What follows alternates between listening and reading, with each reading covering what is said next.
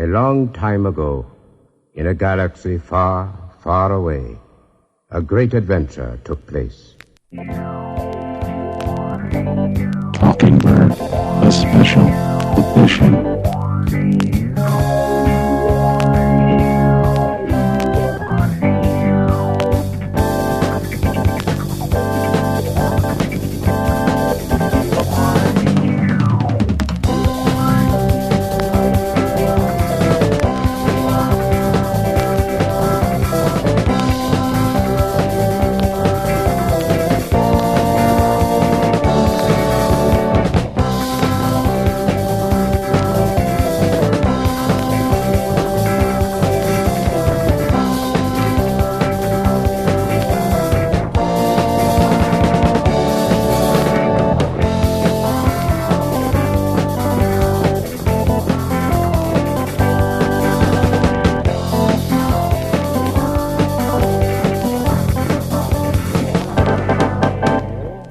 Hello, and welcome to Talking Bird, the special edition, episode 65. I'm your host, Robert Zachary, along with my co-host, John Llewellyn. Hello, John. Hello. So I have this theory that in 2017, that there will only be two types of podcasts. There will be Star Wars podcasts, and there will be Westworld podcasts. Yeah. Because I guess Game of Thrones will have run its course by then. Is that what you're saying? Well, I mean, Game of Thrones, it's kind of like Westworld is kind of like the HBO TV show podcast. It's like the Bo Jackson of podcasting. Mm-hmm. It's that, you know, they play both off of each other in the off season. He's like multi oh geez, I don't even know the word I'm thinking, but you know, they do their Game of Thrones podcast in the spring.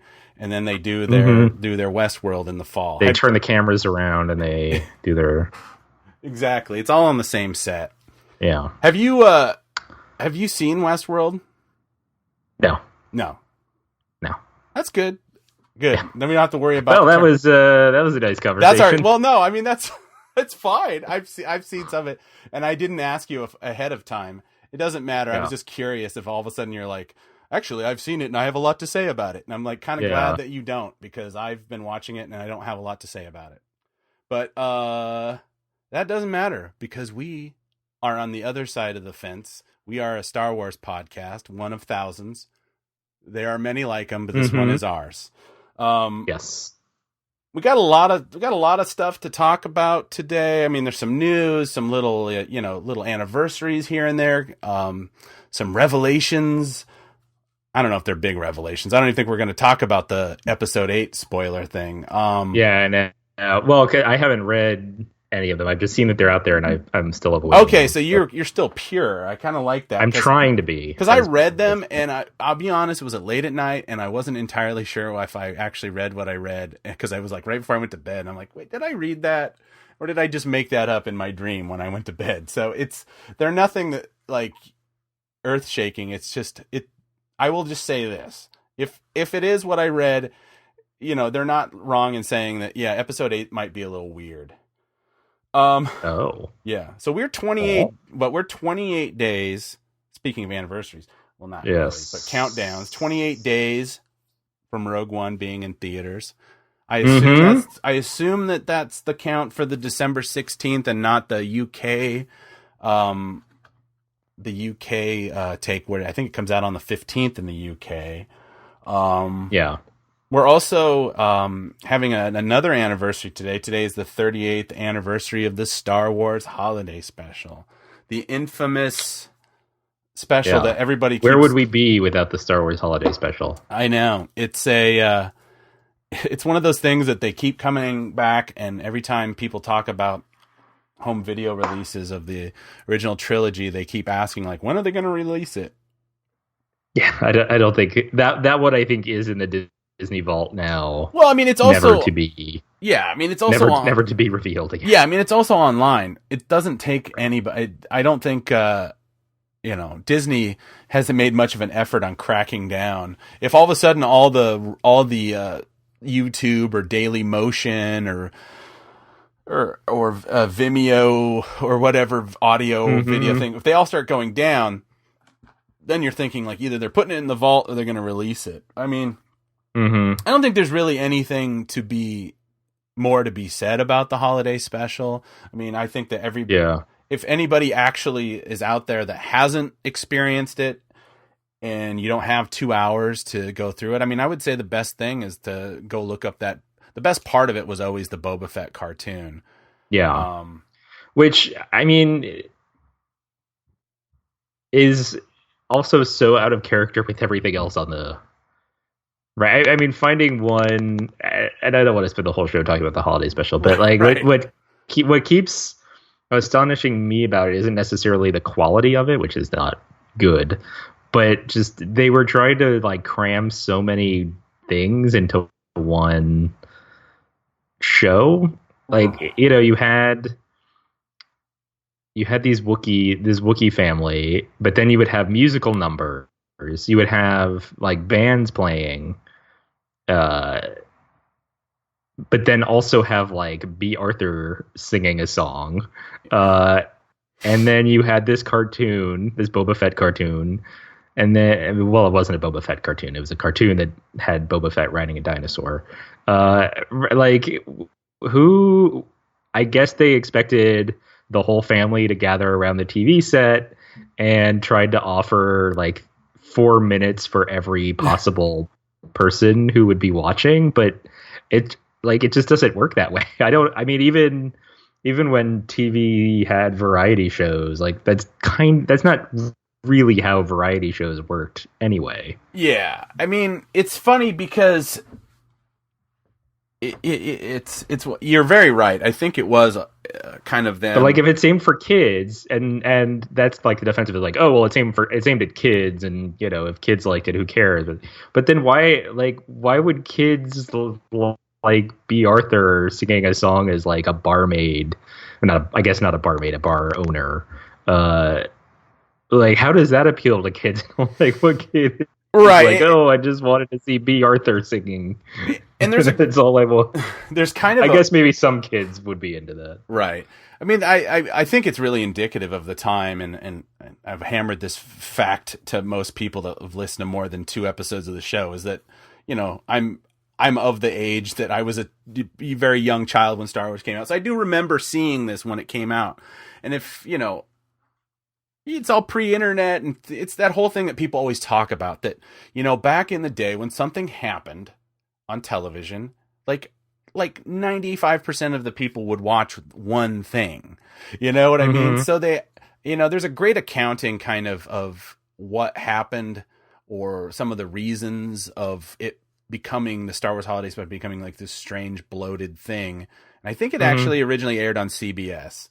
That it's the account is in Dave Pollock's Skywalking, which is kind of like the up to 1983 current biography of George Lucas. I still consider it a great jumping off point for people who like behind the scenes movie stories. It's very raw in some places, and Lucas's candor on some of the stuff is quite different than the way it was in his subsequent. I mean, it's the kind of thing where, yes, something like this would never happen now because they know now what a huge property they have. But I think at the time, even though the movie was a runaway success, except for like something like maybe like the second Godfather film, that had never, these were things that were never repeated. And even with the Godfather, that was more of a, you know, I think it did well in theaters, but I think really that was a critical thing where they're like, oh my gosh, Godfather 2 is better than Godfather 1 in some ways. Right. And I feel like the you know, people in general, when something really awesome entertainment wise happened, I don't think there was this expectation that like, we were going to have it, you're ever going to have it again.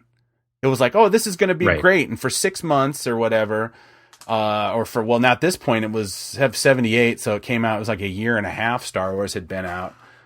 And, you know, we'd already it was almost like, yeah, they're kind of trying to squeeze every last bit of juice out of this property. Little did we know that, you know, George was, you know, waist deep into getting Empire ready and kind of beat the conventional wisdom that these things are not repeated. So, I mean, he's obviously been on record that if he could destroy it, he would.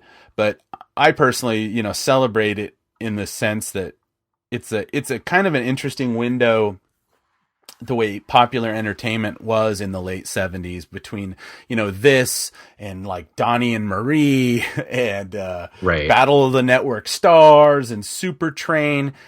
Right. It kind of shows you that in some ways the landscape of entertainment isn't terribly different. It's just the way it's consumed. It's like people don't tend to consume it as groups anymore. And it's kind of one of the last big the only time Star Wars really crossed over into the thing about television, because not everybody would see every movie, but everybody would generally watch TV. And to what your comment about, what's the appeal of a B. Arthur? I mean, even as a kid, we would watch, All in the Family and like Lou Grant and stuff that obviously is not for kids. And and I'm not implying that somehow my parents abused me by allowing me to watch this, because really, if you watch it now, it was pretty light. It could be pretty light fare, or some of it could not be. I mean, but it was just like this thing. Well, it's what's on. It's not like 800 channels and YouTube and your phone and Twitter and stuff. So yeah, I mean, to me, it would have been like, seeing B. Arthur is kind of strange, because I would probably be excited about that because, that's B. Arthur, because I know her, because I know that name. It's not right. Now they want a little bit more for it, but do they? If they, that's true. If a Kardashian comes on and people, I don't know all their names, but it's so and so Kardashian. It's like, okay, what does that have to do with anything? And they're like, well, it's a Kardashian. I'm like, oh, okay. So I feel like things have changed greatly, and in some ways they haven't. But yeah, no, that's fair. I think if you're, if the listeners are bored, go hunt it down. And it's, I don't do a drinking game because I don't encourage that kind of overuse of alcohol or whatever. But if it helps you, I think Riff Tracks did it once, so you can hunt that down if you think that would help you get through it. I think it would. But like you said, we're not going to dwell on that too much. I just wanted to. It's just amazing how quickly we want to note the anniversary. How quickly 38 years passes. Back to things on the horizon. Again, we are like I had said before, 28 days to Rogue One. There was a. What would you describe? What came out today? Just a promo or? I think I saw it. I saw it written as a featurette. Yes, which implies that it's going to be included on the DVD, and that very well may be. This is, I guess this has been going on for a while. But when the DVD release has the like making of the thing, but it's not really like, it's clearly like a promotional thing to get people to see the movie. Like, I feel like with this Rogue One featurette that just came out today, there were a couple of shots that, I mean, in some ways I kind of wish that I didn't see it, because there's some new footage or some new shots or partially completed shots or whatever they'll end up being. And then I'm like, oh, that would have been cool to see fresh in the movie. But at the same, anyway, if they stick that on the DVD, like maybe you'll watch it once if you haven't seen it before to be like, oh, I wonder what this is. But it's just Gareth Edwards and Diego Luna and Felicity, a lady who plays Jyn Erso. Yeah, Felicity Jones. Thank you. Just like talking about how great it is to be working on a Star Wars movie and how they're excited, and their whole lives they've been Star Wars fans. Like nothing that we haven't heard before. And so, like, presumably, if you purchase the DVD, you have seen the movie before, and you'll watch the movie on DVD first, and then watch this thing. But this, like, it doesn't really give you any new information. So it's just, if they stick it on the DVD, it's going to be a kind of like a pointless throw-in. So that, I guess it's a featurette, is what it's been described as, and I wouldn't be surprised if it makes the initial DVD release, but it's not a featurette in the sense that you actually learn something about how the movie got made. Yeah, I mean, the funny thing about it is it seems like you would think that, like, oh, this will just be a cut down of the initial 3.5-4 minute thing that was released at Celebration UK, which had a similar background kind of thing, like, oh, it's that whole kind of calming the troops before the onslaught thing, like, everybody that is involved in this loves Star Wars, and if I'd known that I'm going to be involved in Star Wars, I would have prepared even more. And it's kind of funny that they're like, why are they hammering these concepts? I mean, there's a little bit of instruction on Gareth Edwards' part where they show the crawl, or the opening text as he refers to it, and then they highlight the right. It's like how he describes the plot of the movie. He's like, well, if you look at the opening crawl, yeah, it's kind of interesting where it's like it's almost like they either this was produced recently, and obviously these interviews were all on set, so we're now pushing out a year and some change from when these interviews were originally probably filmed, and it makes you wonder, it's like, if how much of it was changed, how much of that stuff that filming that he's so proud of is actually the filming or the writing that he's referring to. It's like, oh, well, if he's referring to plot points that have been completely, changed. I mean, like I said, I will be forever curious as to really how much things have been changed in the quote reshoots. I know a lot of people are like that. People are saying kind of like, oh, people are overemphasizing how important these are, all movies. But I honestly think that they are sidestepping that they did a major tonal change at some point that, that is quite interesting. I mean, I talked about it last week about the idea that, and maybe this is just editing the way the teasers edited, the whole posture of Jyn. But maybe that's just we were being manipulated through editing, that she was more of a hesitant participant in this or something like that. But yeah, could be. Now it's like the idea that is put forth that she's more proactive, she's a leader, she's not coerce, but she is able to get people.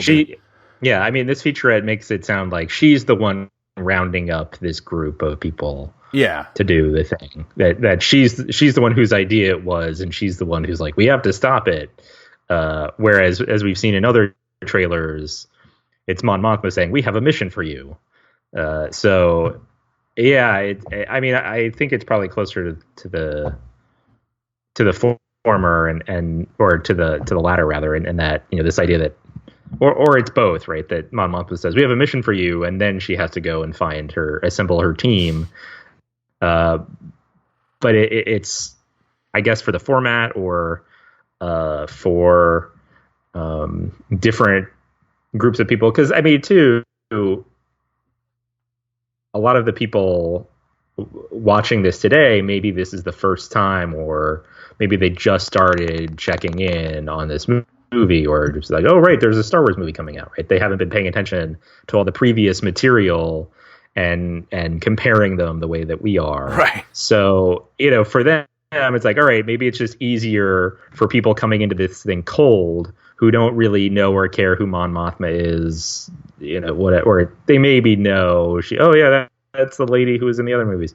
But it's just easier for people coming in cold to say, like, okay, there's this woman, Jyn Erso, and yes, it's an ensemble movie, but she's kind of at the center of it, and she's the one who puts all of these people together.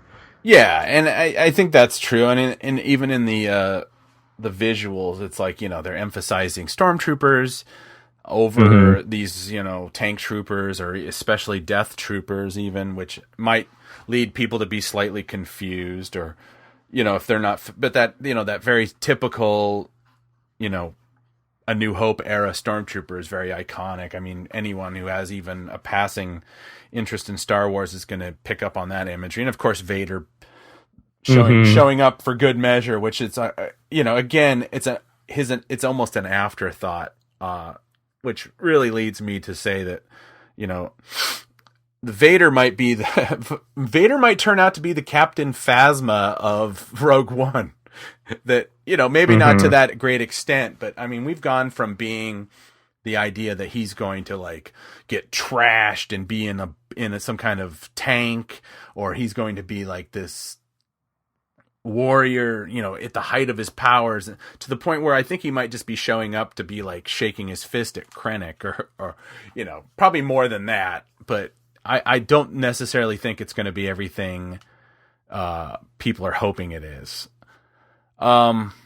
Yeah, well, and to your point about the changes made too, and whether what we're seeing Gareth Edwards talk about is actually still in the movie or not. There was some concern, I guess, at the time these reshoots were first announced that they were going to be softening the tone or making this movie a little more Disney. According to this featurette, we are getting a PG-13 movie. Yeah, which has been, episode 3 was PG-13. Was Empire PG-13? No, that was pre. I mean, we've talked before on the show about the rating system and how that's, even the way that they rate movies and what qualifies as a PG versus a PG-13 has changed over time. And so, there's not maybe as big a difference as people think. But, it at least is maybe one indicator that they're not softening it too much. I mean, I think it just said, it says extended sequences of sci-fi violence and action. Yeah, that's the reason for the rating. So, maybe we are still getting that gritty war movie that Gareth Edwards wanted to make. I don't know. Yeah, I mean, I can't imagine seeing that battle of, oh god, what's the it's the Maldives, whatever is the Maldives is standing in for. It's the beach planet. I mean, that looks like a pretty intense battle. I mean, it'll be interesting how they do it, because I mean, I'm sure it's come up before, but if you look over time as A New Hope would be re-released on video, by the time it got to the special edition, Lucas had kind of he wanted to soften some depictions of violence, which is kind of, so like laser blasts, or they cut them away now. It used to be like, they would show, squibs going, and the squibs have been removed, or they cut away a few frames early. So, I mean, I think people's interest in like violence, I think it ebbs and flows. That sometimes it's like depictions of violence are less popular in movies, and they kind of soften, and much like when Steven Spielberg famously removed the shotguns in E.T. and replaced them with walkie-talkies, and then went back to his original cut again. It's like you can kind of see that these filmmakers, or film companies now, because it's not just one filmmaker, they vacillate between tone, and like I said, it'll be really interesting when it in 28 days to see what they finally decided upon as far as how real this war story is going to be. So now I have one question. I think it's probably the last thing that concerning Rebels. I mean, not Rebels, but Rogue One, that has been kind of like, I meant to ask this last week because I keep seeing these. Now that they've been more explicit, there's some kind of orbital platform. And there's a base on this planet that Scarif, I guess, is the name of it. So do you think that the Rebels, well, at least I think the way we understand it, it's going to be Jyn, Cassian, and K2SO. Do you think they're actually going to ever make it onto the Death Star in this movie? It's like, I guess that's a really good question. Like the Death Star that's being built. Yeah, it's like this thing. Yeah, that's I mean, it should be done by this movie. If we're talking like, a week, mere hours before A New Hope or whatever. We've seen the footage. We've seen the footage of the laser thing being put in, which looks like, from the footage, it looks like that is the last piece to go on to complete the thing. So yeah, I mean, that's certainly possible. And at I don't remember if it was Comic-Con or if it was at Celebration, or whatever the last Star Wars or Disney thing was. John Knoll digital rendering of the Death Star hangar, and at the time he was like, "Oh, this wasn't for anything. I just wanted to see if I could do it." So he, because he's John Knoll, he's like, "Man, I just wanted to see if I could." John Knoll, digitally recreate the Death Star. The man who actually is behind the whole point of doing this movie, kind of, because it was his idea. Right. So that is out there. There's a way for them to do that without having to, completely build the set or anything. They have some of that in-house Death Star material and they were working on it in-house around the time they were developing this movie. So, the more I think about it, the more I think that's possible. Yeah, I mean, I always assumed, because when they were making like a lot of talk that they were using, real sets in England for practical effects, real sets. The tube station in I forget where it was, but the very modern English tube station, and that had been using digital matting and stuff, that they turned it to some kind of train situation, and it makes me like I always assumed like, oh, they're actually on the Death Star, and this is where they're because obviously the Death Star is so huge, it would have to have some kind of subway system for people to get around, and it would but to be honest, now I'm starting to realize, like, well, there's an orbital platform, there's a base, they might never get on it might be Krennic and Vader and whatnot on the Death Star, and they might never put any actual rebels, and also maybe we might just see it in orbit as like this kind of ominous symbol, or it's at the same time, I feel like if they show it as often as it seems like they might, well, it makes either in orbit or in silhouette or whatever, like they kind of have to do something with it, right? They can't just have it hanging out in the background, because everyone's going to be like, what are they going to do something with the Death Star? I think it's going to get used. I mean, if you haven't seen clips, there's some strong indications that the Death Star is going to get used in this movie. And some people are like, well, you can't do that because supposedly, Alderaan was the first, the first use or whatever.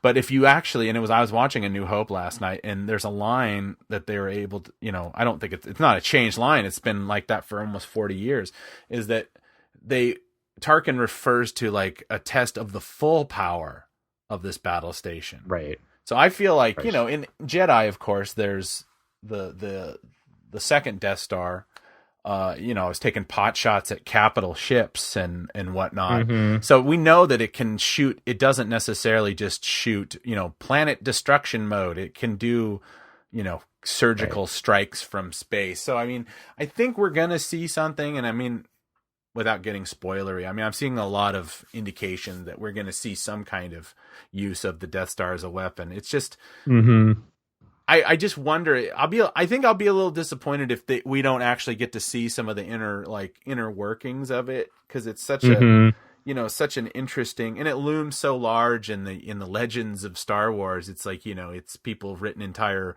books just about its construction. Of course, now they're considered legends and catalyst, which I'm sure if we're probably going to talk about next week, because we're both been reading Catalyst. It's kind of, it would be kind of interesting if it kind of only looms as kind of as a veiled threat of, well, if you want to see the full story of the Death Star, come back for episode 4. And it's like, wait a second.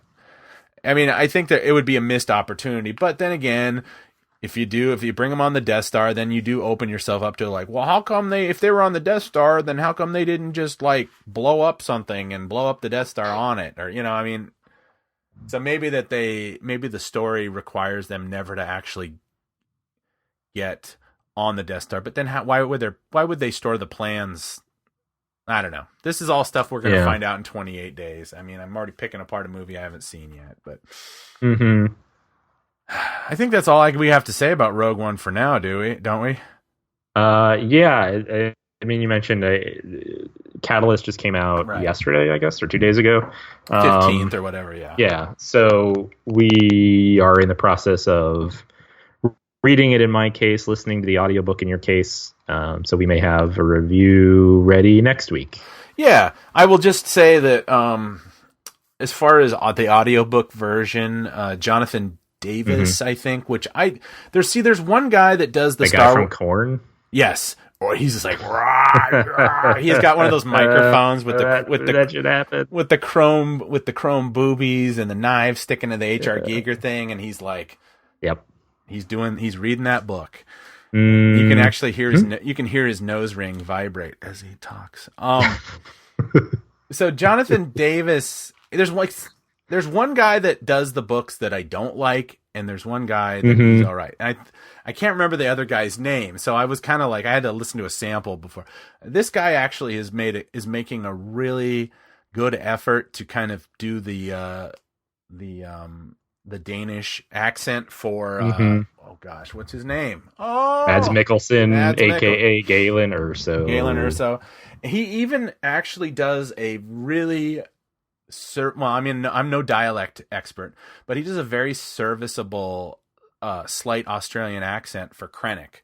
So Ben Mendelsohn. So it's like he's actually trying in this. So I think, and all your favorite Imperials show up in this. So except for Vader. Vader's only like seen from a distance, but it's a good audiobook, and I actually am, if it's bad, it's bad. I will tell you. And I think this is a safe audio bet if you're it's so funny. I was thinking about this all week that I basically was like talking about my poor reading habits last. I was like, that's kind of embarrassing. And then I was like, oh, I'm going to get Catalyst and I'm going to read it and and then the audiobook comes out and I'm like, well, I could play video games and listen to this book. I wouldn't have to read it. So I punked out, and I'm letting someone else read it for me. But I am going to have it done in a serviceable amount of time rather than having to beg off, being like, I'm not going to be able to get that done. You're gonna have to go Ahsoka alone on this one. I can read. Let's talk some Rebels. I think that's kind of, or do we want to talk about the Maul thing, the Maul comic? Yeah, I guess there's just one other piece of news. They announced that there's going to be a Darth Maul comic miniseries, and it's going to take place pre-Episode 1. And the idea is that in Episode 1, he's kind of there, and Darth Sidious, aka Palpatine, there's some line about like, oh, well, we're finally ready to reveal ourselves to the Jedi. And so this takes place pre-Phantom Menace, where, Darth Maul is just itching to hunt down the Jedi and kill all the Jedi, and Sidious is telling him not to fully engage with them just yet, to wait until the time is right. And so Maul is very impatient. And so he finds this Padawan, or former Padawan, who has fallen in with a crime lord, and is, just working for this crime boss. And so Maul kind of goes after this Padawan as a proxy, or as a training exercise, I guess, to keep his skills sharp, and maybe as a test from Sidious to make sure that Maul can do it. And so there was an interview. I guess USA Today had the exclusive on this, which is, it has not been one of the usual outlets. Like, I'm surprised StarWars.com didn't run with this first. It's America's newspaper. Yeah. And so in this USA Today interview with the writer and the artist, the writer was talking about this comic is going to, taking that impatience and that anger that you saw from Maul during the lightsaber duel at the end of Episode 1, where he and Qui-Gon are stuck between all these different gates or doors, not really doors, but and Qui-Gon is sitting very patiently and meditating, and Maul is kind of stalking back and forth like a caged animal. And so the idea behind this comic is to kind of show where that impatience and that anger comes from. And then he said something interesting too, which is that Maul might even be tempted away from the dark side of the Force in this comic. That, kind of flipping this idea of, Anakin Skywalker or others being tempted towards the dark side. Here, Maul is going to be tempted away from the dark side. And so I'm not really sure what that means. They didn't necessarily say that he would be tempted towards the light, but maybe just something else entirely, which then I'm sure, will in part inform kind of the Maul that we have been seeing on Star Wars Rebels, who is this kind of, he's not a Sith. He's sort of the dark side Force user, but he's also in some ways just kind of his own thing and just bent on revenge against Palpatine and Vader. And so this comic, I assume, will kind of speak to that in some way as well. I think it was last week we speculated that we may eventually see a Luke Skywalker comic miniseries, and we still might, but we're getting a Maul one first. So are you excited to read a 5-issue series of Darth Maul's adventures prior to the Phantom Menace? Well, I mean, the thing is that it's like, I'll definitely check it out. It's not that I'm not interested. It's this, and I'm glad that they're starting to feel more comfortable to embrace the prequel era in this new, even though I feel like they haven't really, some people have accused them of like trying to kind of ignore that era, and I don't agree at all. But I think they're being very careful they're going towards like, what's the best part of the prequels? It's like, well, Maul, everybody loved Maul. Actually, people wanted more Maul. I will say that I have a certain amount of fatigue about these Maul stories because I feel like it's like he was kind of a one-dimensional baddie in the Phantom Menace, and he shows up through a lot of people have kind of like said, well, he dies, he's cut in half, and it's like Clone Wars is able to, like, his power of hatred was able to keep his guts in his body or something, but of course, that doesn't deal with this era that we're going to be talking about, so that's not even a problem. But yeah, I mean, I'll check it out. It's I think I had kind of said if you were looking for a quick read a few weeks ago, is that the Shadowhunter, Maul Shadowhunter, which is obviously a Legends Now story that takes place like right before the pre-Phantom Menace. That is this very similar kind of story, that he's very angry and that he wants to jump headlong. I want to take them all on, and Sidious counsels restraint. And I think, and it's one of those stories that kind of, without getting into spoilers, it's one of those stories that's all self-contained. It's all, by the time you pull that last page, all the loose threads have been cut or whatever. So it's kind of a one-off, and I almost feel like, are they just going to end up kind of in that same place with just in a comic form that that like 10, 15 years ago I read this book and I was like, oh, okay. So it's kind of like, okay, well, it'll be interesting to see what they do, but I don't feel like they're really breaking into new territory story-wise, I guess, except for maybe the temptation. And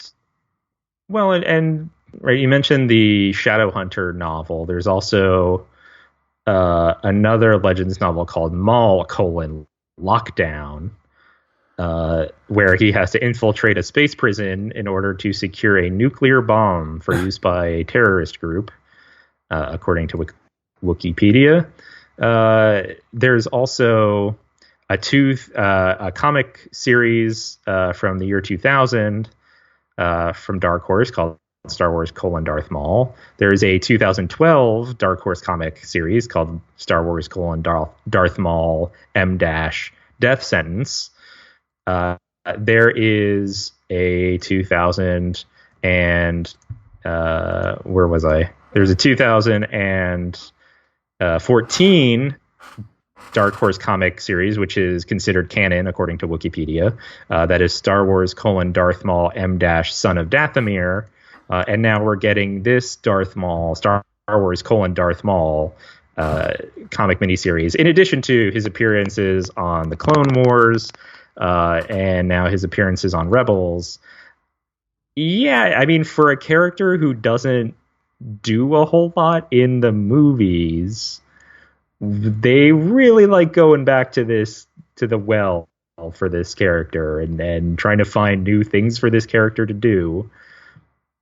And it seems like a lot for a character that doesn't really have a lot of dialogue, even in episode 1, right? Like, I guess the character kind of looks cool, and that was, a selling point of, in the run up in the advertising for episode 1. But like, I don't know. Is Darth Maul really the character that they want to like give so much bandwidth to? But bandwidth in the kind of general sense, like, again, 4 different comic miniseries, 2 at least 2 novels of his own. I'm sure he shows up in other prequel era novels as a side character or something. But it's a lot of Darth Maul. A lot of Maul. I mean, a lot of Maul. I would say that out of all those depictions, the only real depiction that I've I've read a couple of those comics. I've read like Vision. I think it's called Visionaries or something. It was like a one-off compilation of stories that are considered non-canon, like this idea that actually what first introduced the idea of Maul as this kind of man spider or whatever that attacks the Lars homestead, and he's fought to the death by Owen Lars and Obi-Wan. Yeah. I think it's kind of interesting. It's like, because really the most interesting depiction, although I would not say necessarily in my mind the truest to his depiction by Ray Park and Peter Serafinowicz in The Phantom Menace, is what they're doing with him on the last, the second episode of Rebels season 3 or whatever, the one where he's the captive. I mean, it's almost like, he's interesting, but that character doesn't bear a lot of relation to what we're seeing them doing in the comics and traditionally. Like they've almost like, he's the first character that I feel like the expanded universe has changed his personality a few times. And they just go, oh, well, he's grown up, and it's like, well, okay, right. I mean, they kind of took a left turn with him in the Clone Wars show. Yeah. Not even just in resurrecting him, but then like, well, he was insane for a while and then he wasn't insane. And they kind of took a left turn with him at some point. Yeah. I just find it, like I said, I'll read it, but I'm quite curious as to what's with all the Maul focused stuff when there's so many, things that they haven't. Right. We got a Mace Windu comic. We could get no Dooku. They've never really expanded what the deal with Dooku is. I mean, there's some books. Yeah. Well, he shows up as like, I can't remember if he's gotten his own novels, but he certainly shows up as a character. Either the villain or just he gets mentioned, or he is part of the plot in a lot of the prequel era novels. But I mean, there are a lot of other prequel era, and even just within the prequel movies themselves, a lot of other characters that could get more, that could be developed more, and it just seems like they're just spinning around with Maul, and at a certain point, I wonder if they're going to kind of run out of things to do with him, and I wonder if this is, and maybe that's what this is, right? Maybe this season of Rebels will be kind of a send-off for Maul in a way that the last season of Rebels was kind of a send-off for Ahsoka. And so we'll get, Maul's send-off, in conjunction with like, okay, well, here's comics, here's kind of the last piece of the puzzle, earlier in his timeline. And then after that, they're going to move on to something else. One could hope.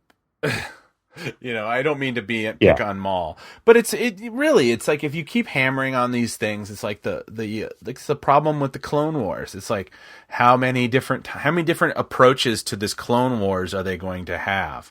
It became, and without spoiling anything, I mean, obviously the Clone Wars comes up again in Catalyst, and I felt like almost immediately kind of like, oh, really? This is going to be some Clone Wars stuff. And I feel like James Luceno is dealing with it probably in a way that makes it appropriate to the story. But it was just like, it's not that I'm I don't want to hear anything about the prequels. It's just I feel like a lot of it has just been mined. It's been mined, and I think let's get into Rebels, because I think that's going to come up in our review of the last battle. No, I think right, like you said, this will kind of roll into our discussion of Rebels when we get there. So Star Wars Rebels the show itself has taken a break for a couple weeks. There is a new episode airing this weekend, but it's been a while since we've talked about it, so we figured this week, while the show has kind of caught its breath, this is a good time to catch up on what's been happening this season. Basically, we haven't really talked about it since there was the opening kind of double wide episode with the Bendu, and then there was that second episode where Maul showed up and they had to retrieve the holocron, and Maul and Ezra joined together the Sith and the Jedi holocrons, and Maul ran off, possibly insane again or not, right, or something. And so that was where we on this show left Rebels. So since then there have been 4 episodes. The first, I guess, I don't know how you want to do this. Do you want to take them one at a time, or do you want me to kind of run through all 4 of them and then we start talking about the show generally? Whatever you feel like. I guess we didn't. Okay, whatever feels right to you. All right. So the first episode we're going to cover today, episode 3, the Antilles Extraction. This is where Sabine went undercover at an Imperial flight academy to spring 3 young trainees who were maybe having some second thoughts about being part of the Empire, and they were interested in joining the rebellion. Those 3 young pilots would be Wedge Antilles, Hobby, and Rake. And as you might guess from the fact that we've heard of Wedge and Hobby before, but not Rake, Rake kind of eats it at the end of this episode. Agent Callus rounds out the cast here. This was an episode written by Gary Whitta, who had a hand in the Rogue One script. I mean, saying, okay, Sabine goes undercover to spring Wedge and Hobby and Rake, that's kind of the plot synopsis. That's the episode. Right. What's interesting is around this episode, there was some other, I can't remember if this was part of Rebels Recon now or if it was something else, but Carrie Beck, and some others who were part of the Lucasfilm story group originally wanted it to be Biggs, Darklighter, instead of Wedge. And the thinking there was that Sabine has this kind of checkerboard pattern on her shoulder guard, whatever that's called, and Biggs has checkerboards on his helmet in A New Hope. And so they were thinking, oh, well, the idea can be like maybe the 2 of them had a relationship, and Sabine would be the one who painted those checkerboards on his helmet, or he painted them on the helmet in memory of Sabine or something.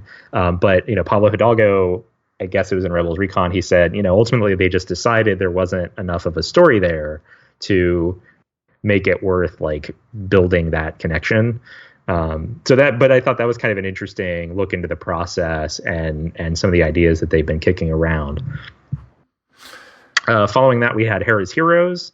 This is where the crew of the Ghost is on Ryloth, Hera's home planet. They're making a supply run to help out her father, Cham Syndulla, who's the leader of the resistance on Ryloth, former politician, I guess. So they're making a supply run on Ryloth. They learn that the Imperials have occupied the old Syndulla residence, governor's mansion, whatever it is, and which means that they have the Syndulla's Kalikori, which is some kind of artifact, folk art thing. It's sort of like a quilt that's passed down from generation to generation. The family Bible or something like that. This is like a wooden thing that's sort of in the shape of a Twi'lek with Leku and everything. So Hera and Ezra infiltrate this residence to get the Kalikori back for Hera. Thrawn is there. He captures them.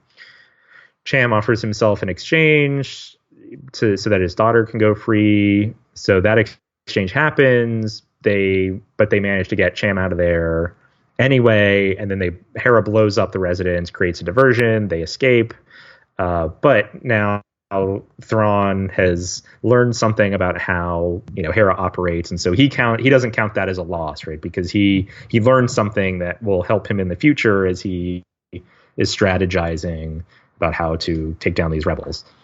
Then episode 5 is the last battle. This is only the men of Star Wars Rebels are involved in this. Hera and Sabine basically have less than a minute of screen time total, I think. Hera and Sabine drop off the men of the Ghost Crew. This would be Ezra Kanan, Zeb, and Chopper. Chopper doesn't have a gender, but they get dropped off. Yeah, I think they call him a dude, don't they? Yeah. So they get dropped off on the planet Agamar, which was the site of a Clone Wars battle. The idea being that the men are going to scavenge some weapons from a fallen transport to use and to distribute throughout the rebellion. There are some separatist droids there who were not deactivated because they're led by this tactical droid who prevented the deactivation signal from going into being enabled, I guess. And so the tactical droid is still trying to fight the Clone Wars, and Rex is there too, right? So you have a clone trooper, you have a Jedi, you have a Jedi Padawan.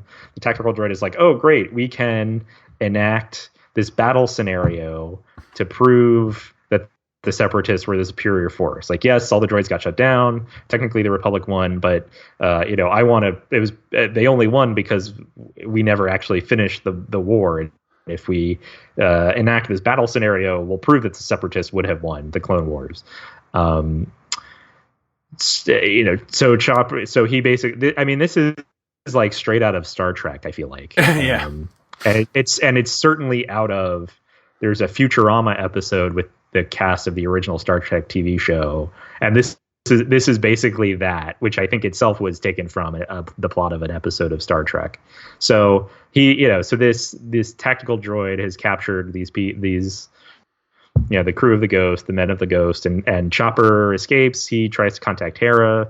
The signal is intercepted by the Empire. The Empire shows up right about the time that everyone is figuring out, well, wait a minute, if the Jedi were wiped out and the droids were deactivated, then who exactly won the Clone Wars? The answer being, well, the Empire won the Clone Wars.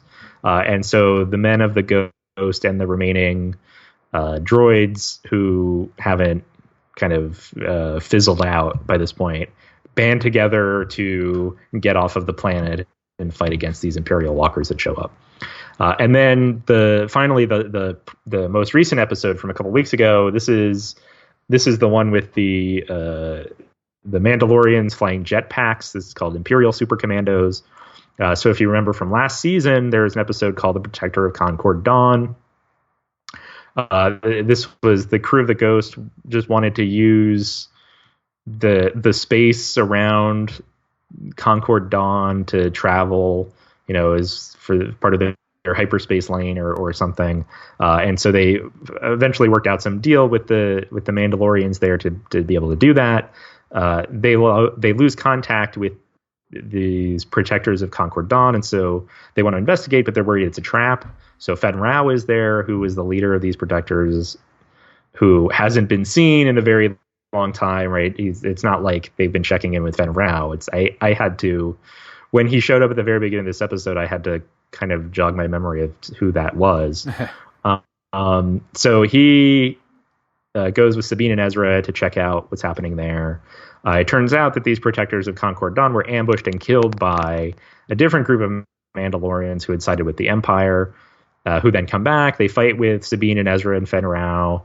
There's a chase sequence with jetpacks that it's better than I thought it would be, but it's still I wasn't that into it. But Fen Rao almost ditches Sabine and Ezra and leaves without them, but then he comes back and rescues them at the end, and now he's open to joining the rebellion. And then there's some other backstory stuff going on in this episode. There are references to the Clone Wars TV show and all of the political intrigue and the deaths. I can't remember what it was called, the Death Watch. Yeah. On Mandalore. There's references to some of the Darth Maul comics that we were just talking about. There's a brief mention of Sabine's mother, who, according to one of these other characters, has sided with the Empire. But Sabine's like, well, I'm sure she was forced to, and she wouldn't have joined the Empire willingly. And to circle back and to Rogue One as well, there's some possible kind of visual integration with this episode. And not having watched the Clone Wars very much, I don't know whether this was always the case, but some of the Mandalorians who joined up with the Empire, the visor thing on their helmets is very similar to kind of the shore trooper or tank trooper helmets, and having that kind of plastic visor thing up towards the top, towards the crown of the helmet. So that's kind of a nifty kind of visual echo between the show and Rogue One. So that's been the last 4 episodes of Star Wars Rebels. Robert, was there anything in these episodes that jumped out at you? Did you have a favorite? What do you think of the direction of the show so far? We'll throw it wide open. Yeah, I mean, that's a lot of questions. Well, I mean, if first things first, I would say out of the 4 of these, my favorite would be Hera's Heroes. Probably maybe Imperial Super Commandos being second, Antilles Extraction third, and Last Battle probably being overall my least favorite.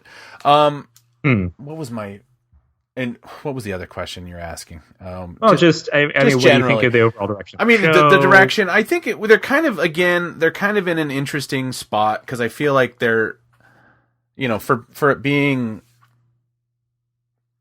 rebels, them against the Empire, they're doing a lot of strange kind of cleanup. Except for like the Antilles Extraction, which is very much tied to the idea of them kind of trying to destabilize their military by grabbing people that want to defect. The Super Commandos things does to the fact of like how you get indigenous peoples to kind of go against their own self-interest for the Empire. I mean, that's interesting. It does kind of push this idea of rebellion, and that they're, the Empire is this thing.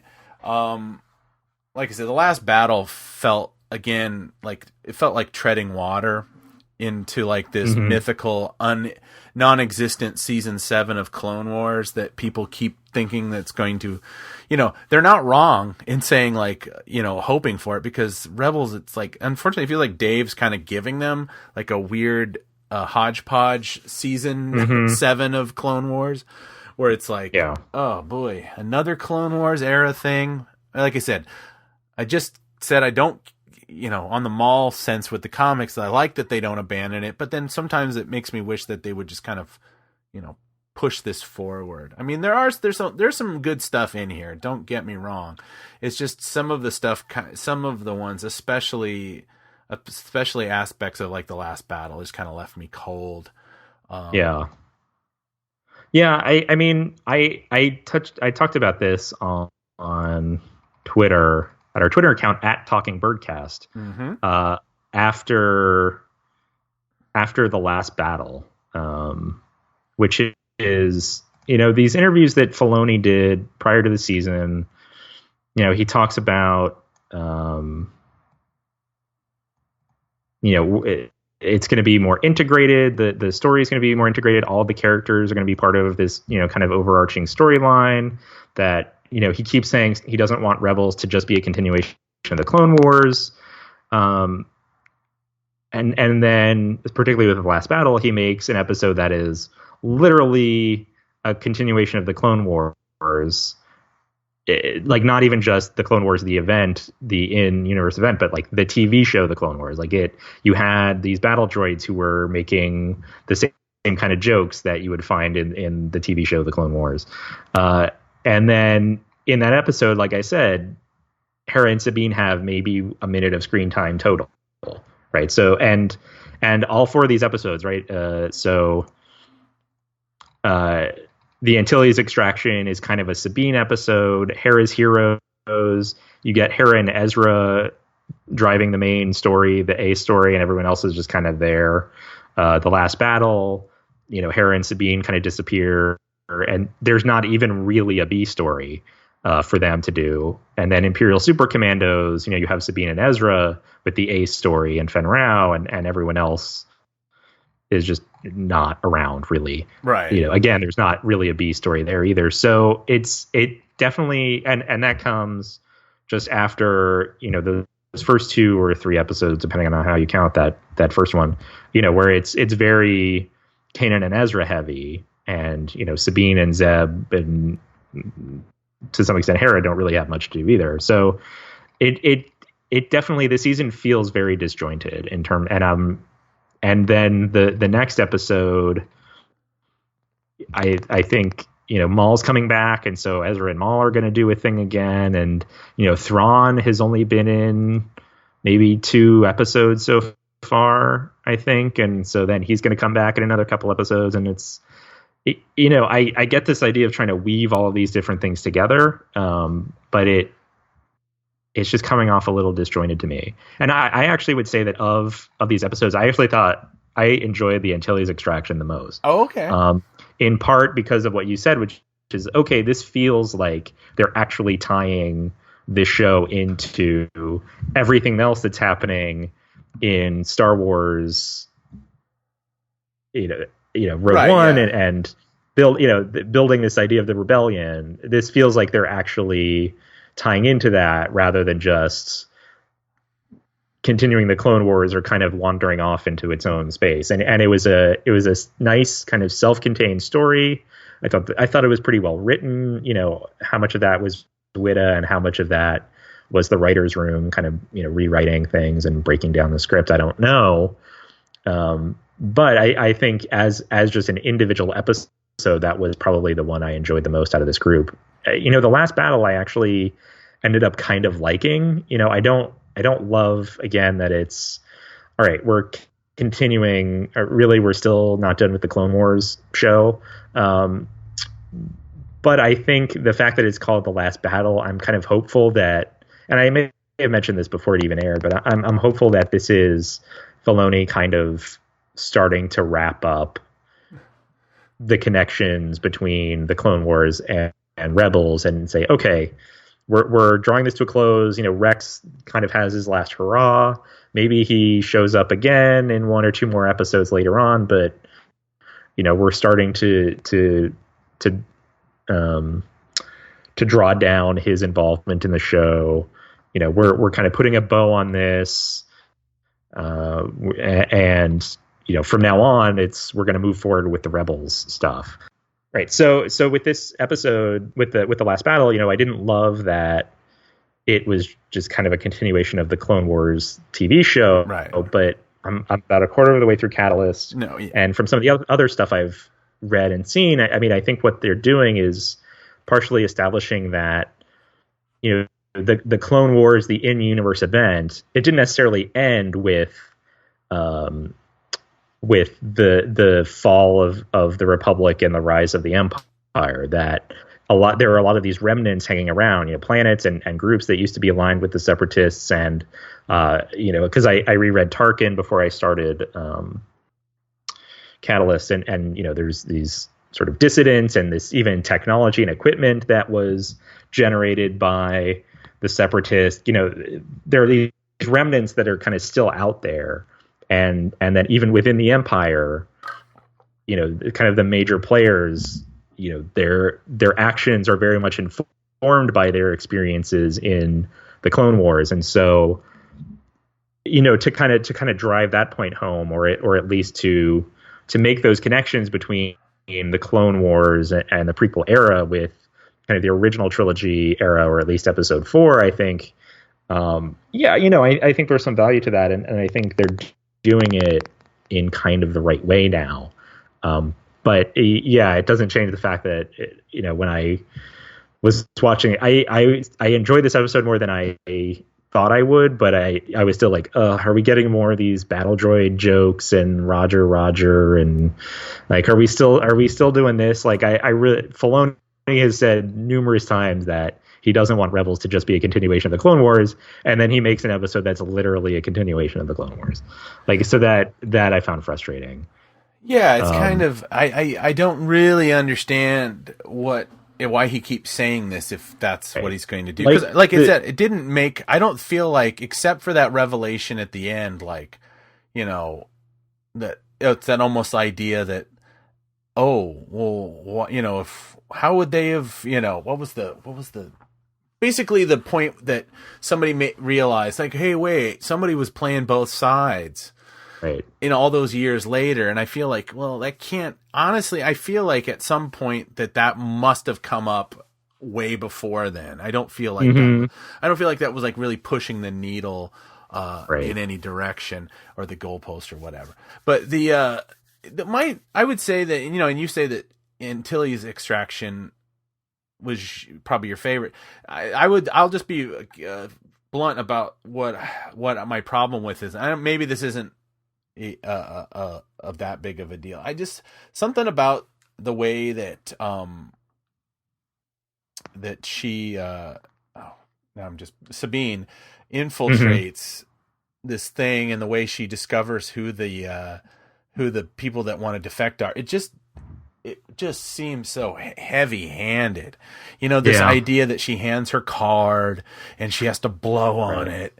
And all this, it's just, I mean, maybe I'm asking too much. It wasn't. It was a little cliched. There were some definite cliches in here about, you know, using a false identity but being nervous about whether it would work. And then, she didn't really waste a lot of time before she started just like outright questioning her superiors at this academy and everything. It's like, well, that's a little quick. I mean, and now she supposedly, now I guess I hadn't picked up on this before, or I had forgotten that she actually was in the Corps at one point and then left.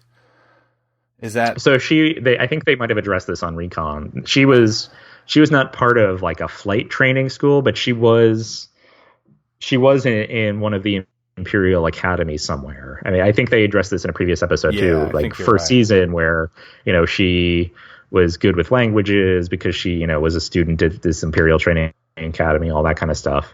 So she had been training to become an Imperial something, weapon specialist or scientist or something, and then left because she knew they were evil. So, but then, I guess she was trying to get, she used that experience to help her kind of infiltrate in this episode. Yeah, I guess that's my whole thing. It's just this idea. It's like, it's almost like she's sitting there like, oh boy, I wonder what would happen if we rebelled, you know, that kind of thing. Like, it's just like to see what people are. I mean, I know that this is a cartoon and you got 20 minutes to get your point across. I mean, that's, but I guess, you know, I did like the kind of the payback for the episode of the Defiant Ones episode ripoff with Agent Callus and Zeb.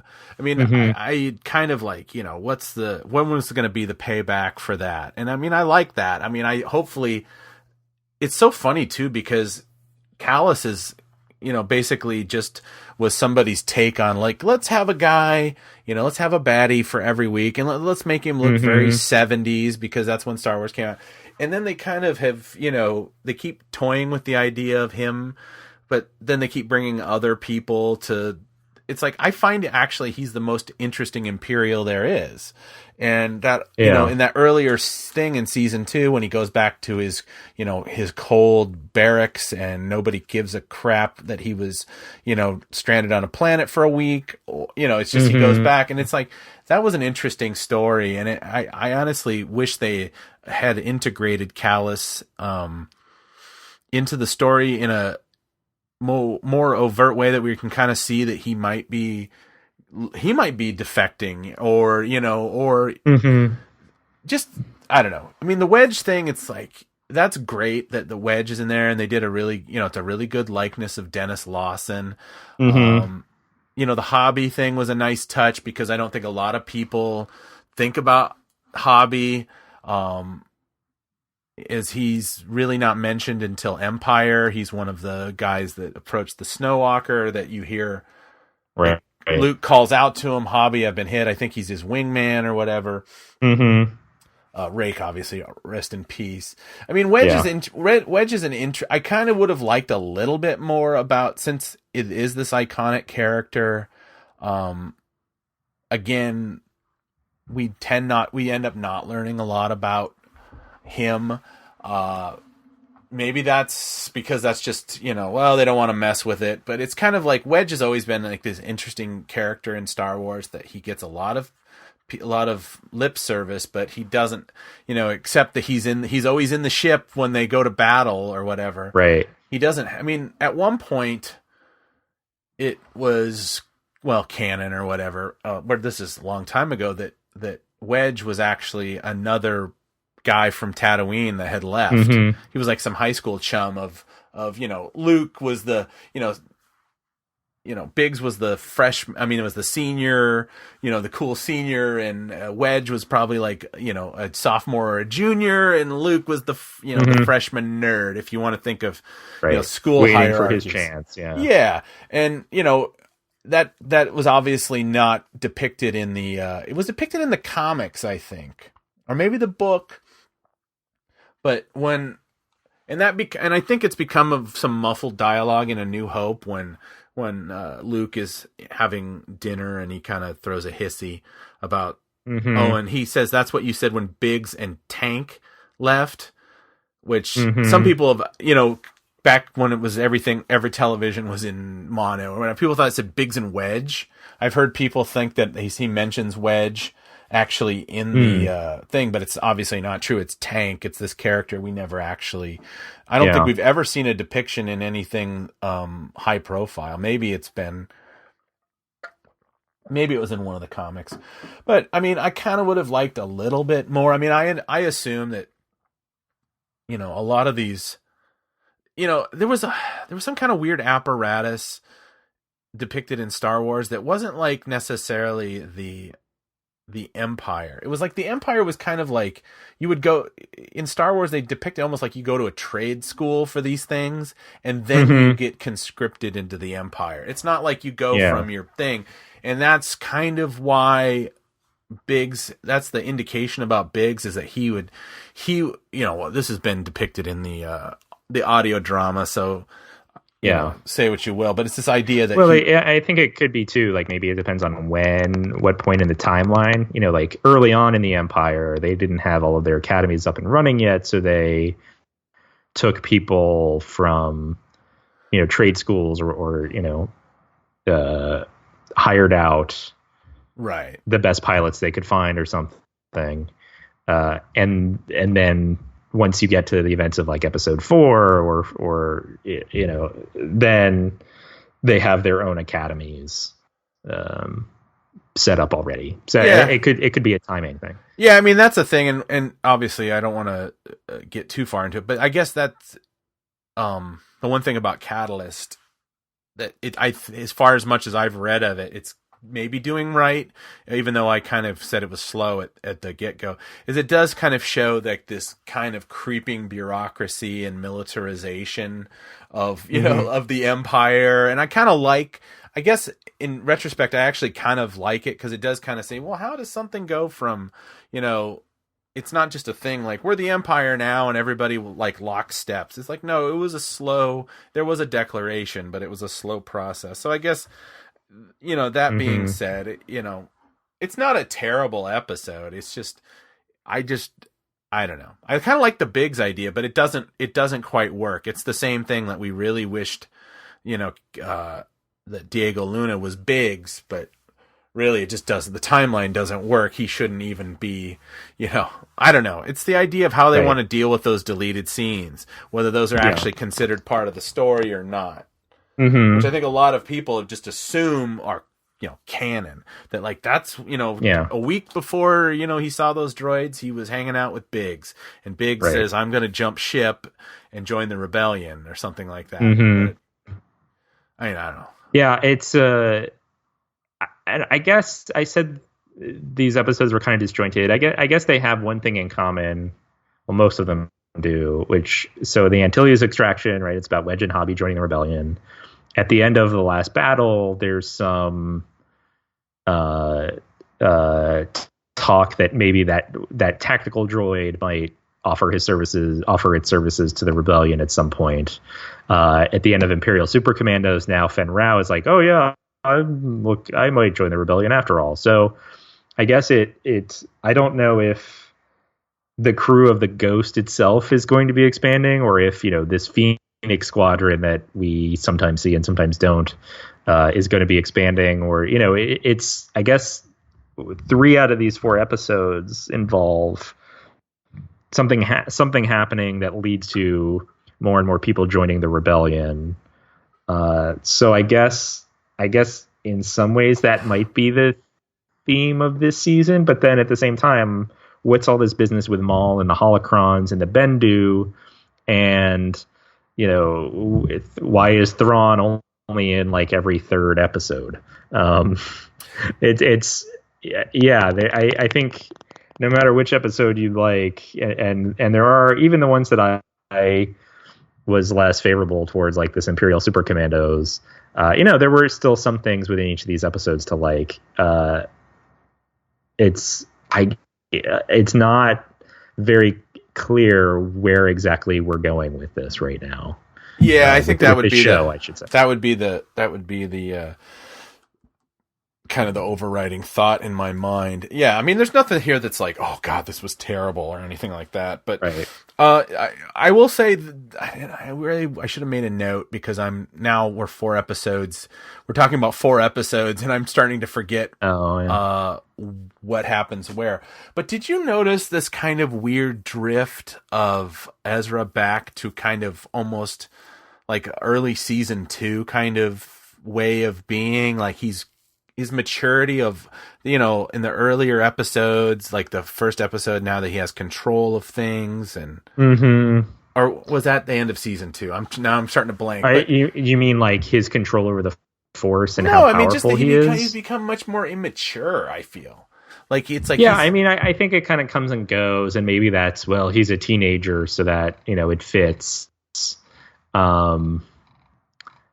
That's possible. So maybe sometimes he's more mature than others, just like all 15-year-olds or however old he's supposed to be. Yeah, but I agree that it kind of whatever they need for the plot, whatever they need for that particular episode, they kind of just go with that, and so you don't get a lot of consistency and characterization. Yeah, I think that's kind of the thing, because the rebels had him in command of things. He was, he's fighting tete-a-tete with Sith, and then he kind of backtracks, and maybe that's kind of, they're making a commentary on the sophomoricness of sometimes of being a teenager, when you're thrust, sometimes when you're thrust into something where you need to stand up and grow up, sometimes people rise to the challenge and sometimes people regress. So maybe that's a little, I mean, I feel like they are kind of, there's all this talk that the supposedly Maul has some kind of connection to Ezra because of them training or whatever you want to call it. Right. And that's going to have to be resolved in a later episode. I mean, I forget that this is, we're up to the last, 7, 8, 9, and 10. We're at the last 4 episodes, and then I'm going to take a break. But these are 20 episode seasons. So it's like, I'm kind of a little like, this Thrawn thing hasn't become what I kind of thought it was. It wasn't, but I think maybe there might be they introduced Thrawn, but I feel like they're setting the stage for Thrawn to be more of their, enemy of the week for the second half of the season, to be honest. Yeah, I mean, like the stuff that he does with Hera, it's interesting. It's very kind of similar to, kind of the Nogri Honegger thing from the was that I guess that was from the Heir to the Empire. Yeah, I think it was from the trilogy, but then they got carried over into other things, I think. Yeah, so it's that idea that he comes into these, Thrawn, I guess I shouldn't say he. Thrawn is like, he's obviously a servant of the Empire, but he kind of uses his respect of all other cultures against them in some ways. He's like, I'm completely, respectful of these things, although his motives are always bad. I guess I don't know what my point is. I guess I'd say that, that the Hera's Heroes is really I would say the best one. I think you learn a lot more about her. The fact that even though she's kind of set up as the leader, it's like she realizes, that if she's really committed to this, that she's going to have to make sacrifices, almost in the way of like, kind of like she's her father's daughter kind of idea. That her father is very kind of like, whatever I have to do to affect change, I'm going to do. And I feel like in some respects that she was hesitant about that. And now she's like fully committed, and she has this idea that it's like I'm just going to blow up my entire house. I forget, does the Calicori, does that get destroyed? No, I think she ends up with it, but it was the idea that as soon as she found out that the Empire had taken over the residence, which meant that the Calicori was trapped there, she decided we need to get it back. And so it was like a personal mission for her. And then at the end, she gets it back, I think, but she still decides, we need to, I need to be mindful of the larger picture here. And so I'm going to blow up my house, this place where I grew up, because it's fallen into the Imperial hands, and denying them that is more important than, or denying them the residence, but also using it as a diversion. Getting my father free is more important than, my own personal stuff. So yeah, I mean, I think it is, kind of a lesson that she learns about herself, or that she kind of relearns about herself over the course of the episode. I mean, I like that episode. Okay. I thought for me, it was a little slow at the beginning. Like the pacing was a little off, and it took me a couple watches before I picked up on like Hera's, the fact that, okay, she's the one who says, no, we have to go back and do this. Like it took me a couple watches before I really figured out what was setting the plot in motion. But once we got to that point, I liked the episode quite a bit. And I'll say too, on our Tumblr page, because I can't remember how to do this on our actual website, but we do have a Tumblr page that gets updated periodically, Talking Bird Star Wars. Periodically I'll post images from the episodes that I think either just because I think they look neat, or they connecting the visuals to broader story or characters or things like that. And so for the Antilles Extraction and for Hera's Heroes, I posted some shots. And with Hera's Heroes, I mean, the interior, I mean, this sounds sort of like a weird thing to say, but the interior design of that palace is really good. And there are kind of two locations in this episode. There's the interior inside this palace, and then there's outside, where you're basically just in this kind of rocky valley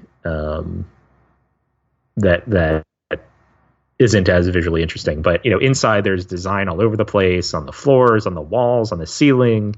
There's kind of water running underneath the floor, and so occasionally there'll be this kind of glass bottom floor that you can see this water running through, and there's just a lot of really neat design all over it.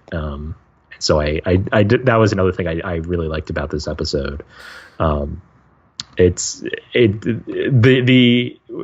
matter what I think of where the story is headed on this show, I mean, the animation department is doing such a great job on Rebels, I think. Yeah, I mean, that was a big revelation for me last winter when I was, Force Awakens articles were all over the trade magazines, and I picked up just for research the American Cinematographer magazine, and it never occurred to me how much effort, because they talk to the people that do Rebels, and it's just the idea that they take a very cinematic approach to lighting and composition, that it kind of made me appreciate this show in a whole new manner. It's because they do, they can, because it's digital and it's, has a faster production schedule or whatever. They can depict a lot more things than, they could in a live action movie, because now they've committed to this idea that they're not going to CGI everything. So now when they do stuff in the real world, they have to build sets. Well, on Rebels, they can kind of, they can sit there and add detail all day. And, it's just the idea of how they, like I said, I'm looking at these images from your little article here, and it's like, just the shadow, the way it comes into the door when Ezra incognito brings Hera into this great room, and it just the way that the hints, the lighting is really the textures, the show, which is in some ways evocative to its tile, I assume. The only thing we're probably missing out, because I don't think either you or I are probably people that have, like a surround sound system for your TV or whatever. And it's like, I wonder what the sound design of this show is really. I mean, generally it's like I'm watching it through those two crappy speakers that all flat screen TVs have, and it's like, you're not getting a lot of great dynamic range. You're not getting a good sense of the sound design. I don't know why. It's like, there is something very cliched about this Hera story. It's just something about the way, her revelation and the growth. I think that's really in some ways, I would say that, that these 4 episodes are kind of reminiscent of Star Trek in a weird way. Yeah. More of a deep, like Last Battle's definitely feels like a very old, like an old Star Trek, but even some of the Hera's Heroes and Imperial Super Commandos remind me a bit of Deep Space Nine. I don't know if you're familiar with having watched much of I've seen a few episodes. Yeah. There's a lot of, societal and religious things that are discussed on that show, respect of culture or whatnot. So it the funny thing is, like, a lot of these I kind of end up feeling like Star Trek episodes. And also with which is, I guess that's right. There's not really other than the Clone Wars, there's not really a template for an episodic Star Wars TV show. And so, if you are writing these things, a lot of the examples that you have to pull from are either, the original or any of the Star Trek TV shows, or maybe like early Battlestar Galactica, or Doctor Who, maybe, in terms of templates that kind of set the standard for what an episodic science fiction TV show, what kind of the different story beats are, the different story possibilities. Because I'm finding this even with, so I watched that show Dark Matter, which is very good. And that show is made by someone who worked on some of the Stargate TV shows, and there are episodes of both Dark Matter and several of the Stargate series. There are definitely episodes of those shows that follow like a kind of Star Trekky or Battlestar Galactica kind of like, oh, okay, this is the episode where you do X. This is the episode where this character does something. This is the episode where they encounter an alien race who appears warlike, but really they're not, or who appears to be very peaceful, but really their civilization is, very strict, and they'll repress you if they need to. Lots of it, not necessarily cliches, but again, different kind of beats or different templates for storylines in an episodic science fiction or space opera TV show that that, yeah, I feel like maybe, and I hadn't thought of this in previous seasons, so I don't know if it's happening more so in this season than in others, but I think that's definitely coming out in this season of Rebels. Yeah, it's kind of like, well, the movies have always, traditionally have always, people have always harped on the fact that, oh, it's the hero's journey. It's the hero's journey. Whereas, I mean, it's so funny that when that comes up, because it gets the whole Joseph Campbell, was a Hero with 1,000 Faces book. Now, I think that was just one aspect of, like, a litany of books that Lucas read when he was kind of researching Star Wars. And I don't think it necessarily, I would say that if Campbell's concepts were, he looked at what the stories were, and then he kind of created this overarching theory about how stories are told in our society, at least Western society. But then it's like, well, yeah, Lucas was influenced by all those things, so a lot of people assume that he was a student. But I feel that, if I'm not mistaken, Lucas didn't even really become that intimately involved with Campbell until the original trilogy was already done. Yeah, basically. And then they've retconned it that somehow, which I don't know how you retcon life, but that, like, somehow Campbell was, like, Lucas was a student of Campbell, but that's how Star Wars was created. And I think that's not so much true. It's like Lucas taking a little bit from Dune, taking a little bit from Star Trek, taking a little bit from, right. Taking a little bit from all these other Lord of the things Rings that might have incorporated Campbell in some way. Yeah.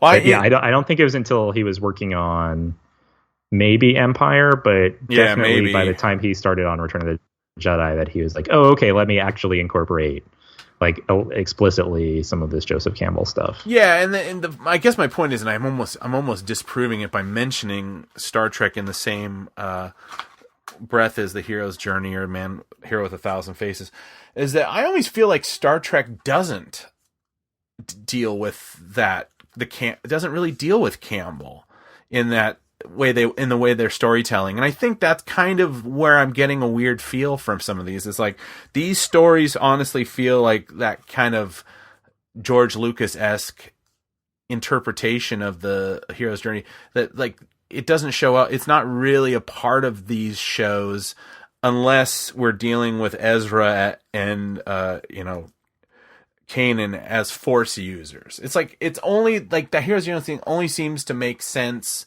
when it's Jedi stuff, and everything else kind of feels like Star Trek. And that's not a complaint, because I love Star Trek, but well, and even then, right? So where does Ezra's involvement in Hera's heroes fit into his hero's journey? It doesn't really, right? It's one of the things where they, at least on this show, they refer to it when they need to refer to it, and they don't worry about it when they don't need to worry about it, which is, I think, is fine. But right, and then when you get to that, okay, so what makes something feel like Star Wars as opposed to Star Trek or Battlestar Galactica or Lord of the Rings or Doctor Who or whatever? If you start incorporating, or if you get too far away from that hero's journey stuff, then it can kind of feel like, all right, well, this is just a nice episodic sci-fi show, and this could be anything. This stuff, like Hera's Heroes, that could be almost any show. That doesn't necessarily have to be a Star Wars show. Right. Yeah, I mean, especially, it really put me in mind of Deep Space Nine, because it's like the whole idea of the character Kira Nerys. I mean, just the 5-cent tour of Deep Space Nine. Basically, it's a space station in space, hovering a planet that has been, like, subjugated by another race of aliens for, like, decades. So there's a lot of, they're run off, and then basically the formerly oppressed people that live on this planet Bajor now control this stuff. So within the realm of the show, Major Kira, who is the kind of, like, she's symbolizes most of this kind of revolutionary, almost this rebellious spirit, and so a lot of her episodes deal with the traditions of her planet and the traditions of her religion, and the kind of the rub between now that they've gotten rid of the bad guys, but now they have, the Federation that kind of oversees this planet. So they have almost a new kind of bureaucracy hovering over them. And like I said, this episode specifically made me just really, really think of like those episodes of Deep Space Nine where she's up against her personal beliefs, her religious beliefs. This Bajoran thing in Star Trek, they're very religious people. At least she is in it. And the fact that she has a greater commitment to a higher idea, which is the Federation. So, I mean, I guess I'm hammering this a little too hard because it's pretty self-evident if you watch it. On the lighter side, though, did you ever watch the show Rome? No. It was an HBO show, kind of a... Rome or Roam? Rome, like the city. No, I did not. No. So anyway, in Imperial Super Commandos, the two characters, Fen Rao is voiced by Kevin McKidd, who played a character, and then his what was the name of the guy who's his who's the other guy that keeps ambushes him, the bad guy, Mandalorian. I forget his name. It's like Gar. Yeah. Well, I keep thinking it's Gar Paxton, but Gar Paxton is a it's a term used to describe the Chicago Bulls former front office and the people who work there. So I know it's not Gar Paxton. They call the entire front office Gar Paxton. Well, because it was a guy named Gar or something, and then a guy named John Paxton. Okay. And so they would just combine them and call him Gar Paxton. But it was something. It's something like that. It's like Gar Saxon or something like that. Yeah, it doesn't matter. But it's voiced by Ray Stevenson, who people might know. He plays one of the. He's the tall guy, who's one of Thor's cohorts in the Marvel Cinematic Universe Thor movies. He also did a turn as the Punisher in whatever I think it's called Punisher Warzone or something like that.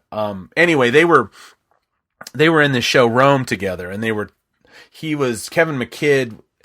It was like, I forget, he was the guy, he was the Roman, general or captain that comes back from war, and Ray Stevenson is like his best buddy who has, some one guy has a family, and one guy is kind of just like, he's up for anything. It was just kind of an interesting voice casting that these guys, I mean, I know that they've kind of like, every time they integrate Mandalorians into the story, you feel like you get another piece. It's like some Mandalorians, have a lot in common with like, what we would, think of in history of Highland Scottish warriors.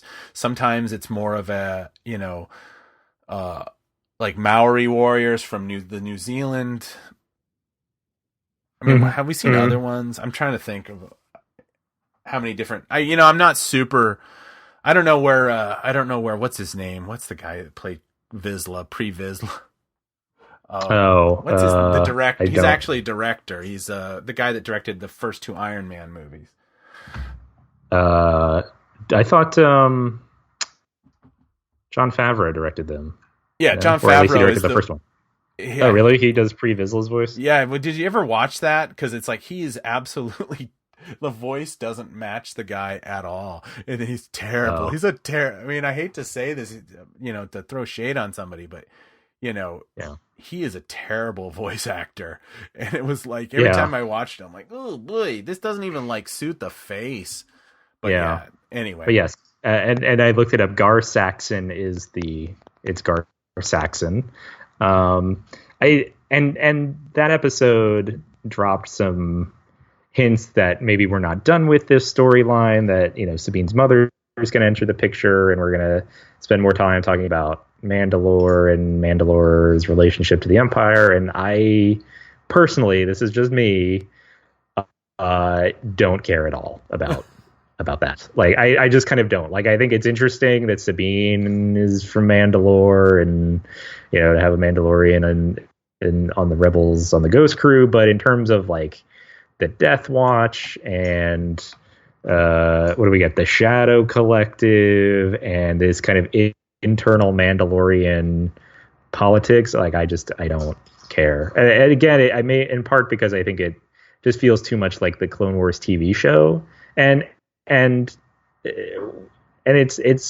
not even that I didn't like the Clone Wars TV show. Like, even if I liked the Clone Wars TV show more than I did, like, I want Rebels to be its own show. I want it to feel like its own thing, and it's like they're not letting go of the Clone Wars TV show. And I understand why, right? They invested all this time into making it. All of the people, or most of the people who made that show, are also working on Rebels, and they are very fond of it, and it holds a special place in their heart. But it's like, I don't know. I mean, especially if you get kids watching Rebels who have never seen the Clone Wars before, are they going to care about any of this, like, internal Mandalorian politics? I don't know. And maybe it will inspire them to look it up, in which case they'll watch old Clone Wars episodes or read the Darth Maul comics or whatever. But yeah, I have a hard time being interested in, like, okay, well, you have the Death Watch and the Shadow Collective, and now these Super Commandos, and which Mandalorians stayed on Mandalore and which Mandalorians went to Concord Dawn, and what are their relationships to each other. Like, that's not the part that interests me about any of this. Yeah, I mean, I would say that I agree, because having watched, I think I've watched basically all of the Clone Wars ever since it got on Netflix, and it's like, yeah, I keep going back to that, this Mandalorian thing. But I mean, that, to me, that totally feeds into my opinions about the Boba Fett character as, being this Mandalorian warrior that they depict, circa Empire, and that basically everything since then has done, everything they can do to kind of make the character less special, less interesting, less mysterious.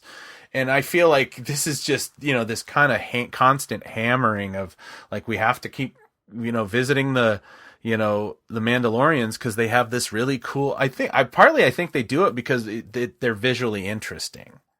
And they're warlike, they've right. made this warlike race, and they've somehow, when they need some place to go, when they need some action, they go, and, like, because this is like the second time that we've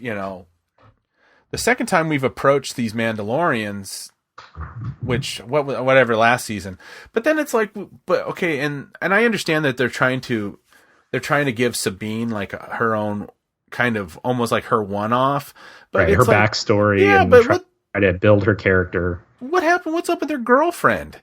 It's like that. Right, remember that? Yeah, remember that lady who showed up? Her time spent as a smuggler or whatever.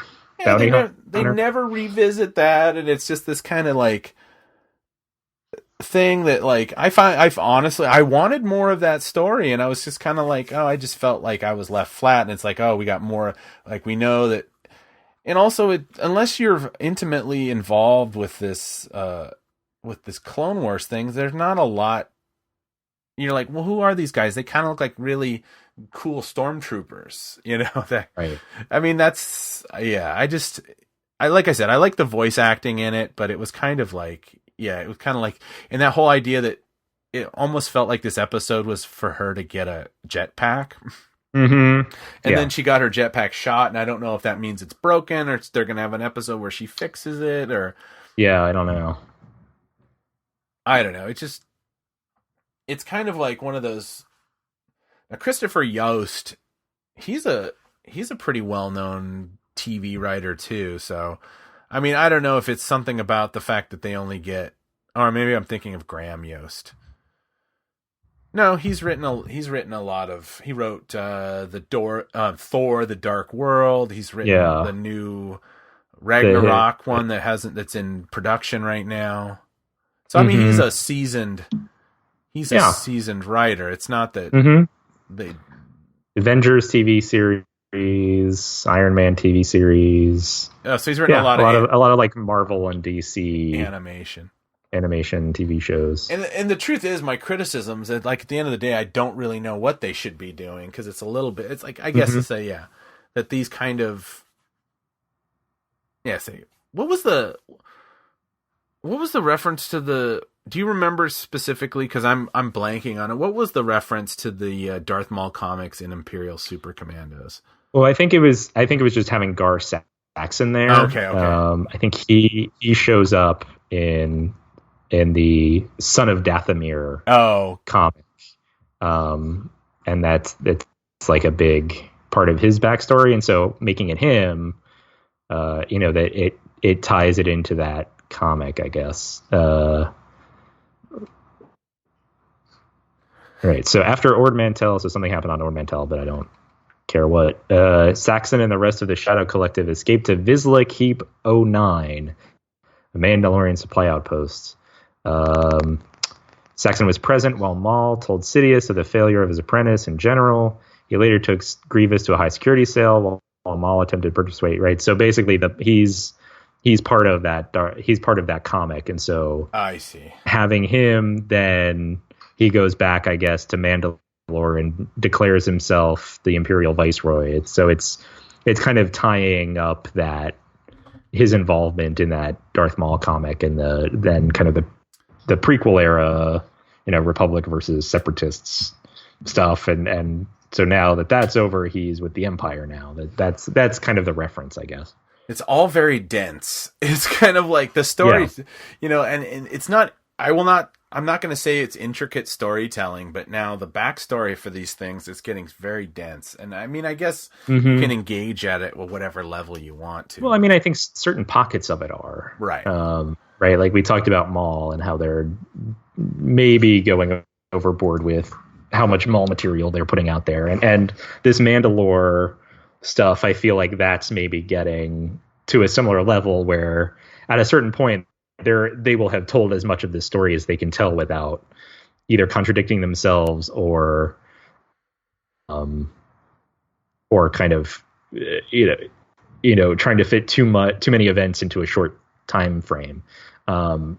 So maybe they'll drop once they've finally led up to and dealt with Sabine and her mother, maybe that's when they'll jump to Sabine's time as a bounty hunter and start developing that a little more. Because you're right. I mean, between the Mandalorian stuff and the connections to Maul and the connections to the Clone Wars and now the connection to the Imperial Stormtroopers, like that's the threads are starting to kind of overlap themselves now, and maybe they need to start moving on to other plot points. Yeah. The Sabine thing with the mom, I'm interested in that to see what that is, but only if it somehow plays into the larger story. If it's just one of those, it's going to be the cliche where she runs into her and she's an Imperial and then Sabine has to like talk her out of being an Imperial or something. It's like, oh, okay. Which I kind of feeling it's going to be. I mean, I'm already predicting that they're going to slowly ramp up Thrawn until it maybe we get a cliffhanger for a month, and then it's going to kind of go back, and then it's going to slowly build in the second half of season 3. I mean, I don't know. It makes me wonder if they have some kind of narrative plan to kind of integrate some of the revelations in Rogue One that we'll probably be getting, or it's just they've already kind of set the path forward of how they're gonna tell this story. I don't know if Rogue One's really going to inform this, because it's like we're still a little, I forget, what is this? How many years before Episode 4 are we in this Rebels now? We're not very far now, I don't think. So I see. At first, I thought it was like 5 years. Are we just down to like 2 now, or a year? Well, yeah, because I mean they've definitely jumped forward in time before this season, because Ezra is a little bit older than he would have been if they started right after season 2. I think they even said like there was a slight time jump, a jump forward. So Filoni said about 6 months or something like that, though, or he was kind of I think.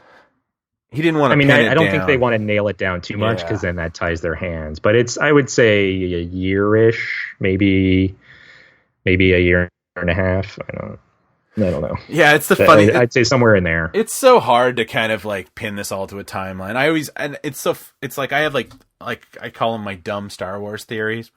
And one of them is the fact that a year in Star Wars it actually takes about a year and a half, kind of thing. Like they don't judge years the same way, and also that laser guns are slightly slower than bullets. That's why people can always step aside.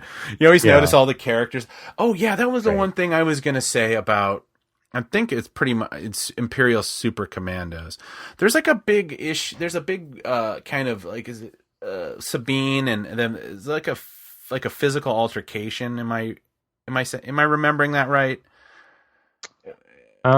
Maybe. I guess my point is that we've complimented the. Does Kanan follow them? Does Kanan get in a fight with someone, or am I thinking of a previous? I think this is all. Oh, I think it's anyway. I think it's two Mandalorians fighting. And I will say this is much for the praise that I had for the lighting and set design. I will say that things like the physical altercations really show the weakness of certain animation techniques.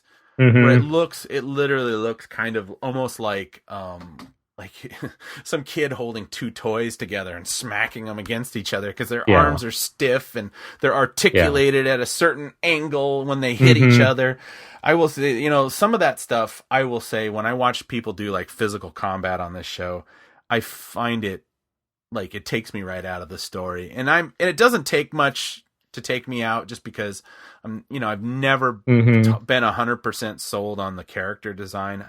I always wish that they could do it more photorealistic, but I understand that there's certain concessions they have to make, and animation is not just it's an interpretation. It's not just live action.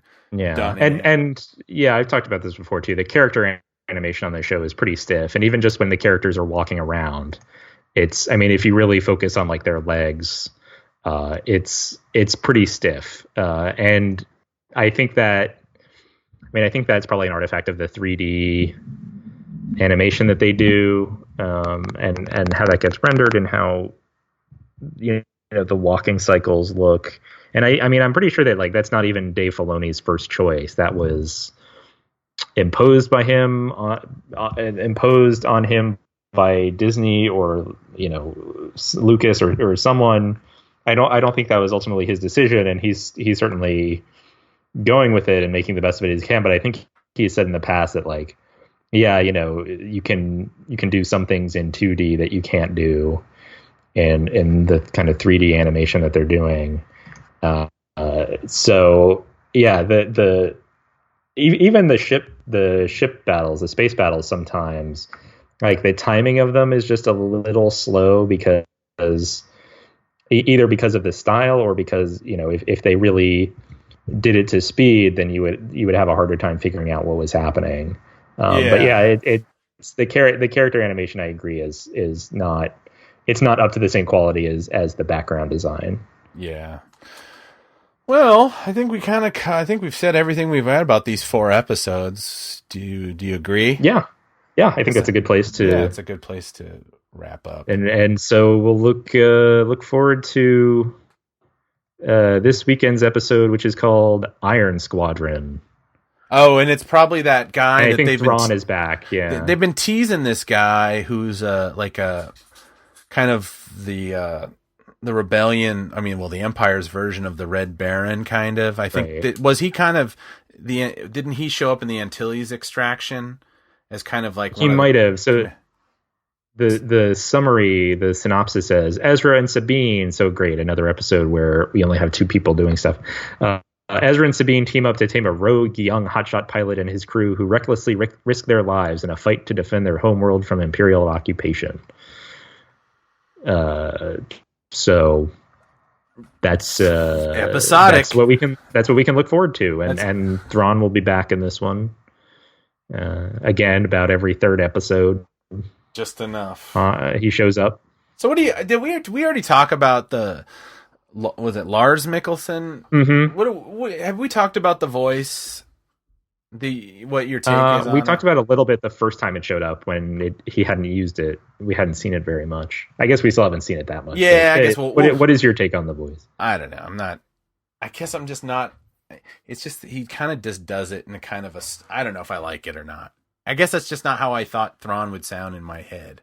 Yeah, but I think it's okay. I mean, sometimes it's a little too. Like I feel like I'm being lulled to sleep a little bit. You know, it's funny too because sorry, I'm talking over your. No, go ahead. No, I guess I might have kind of created some kind of neural pathway in my head because when I was like in college, I'd be riding the bus to school and I'd just be like, I need something like that does, something to kind of just listen. And I had the audio books of all the original, the abridged Heir to the Empire one. And the first one, which was Heir to the Empire, which was actually read. It was like the one and only time he ever did this was Dennis Lawson, who plays Wedge. He reads it, and he's Scottish, and I kind of liked the way he did Thrawn in that. And then he didn't return for Dark Force Rising and The Last Command. It was actually Anthony Daniels reading as Thrawn, and he does Thrawn in kind of a sneering, kind of angry way that I didn't like as much. So, I mean, I guess I always it's ironic, and I'm sure it's on YouTube if you want to look up, the abridged audiobook, because they've released one since that's not it's obviously a professional voice actor doing it. But it's so funny though, because a lot of my pronunciations, like of Merker and Joris Sabaoth and oh God, what's the name? What's the Isla Miri? It's like they all came from Dennis Lawson's take on these, and I don't even know if they're considered like the proper pronunciations. Anyway, right. I guess. I think his voice is fine. It's not like I'm not going to rave about it, but it's fine.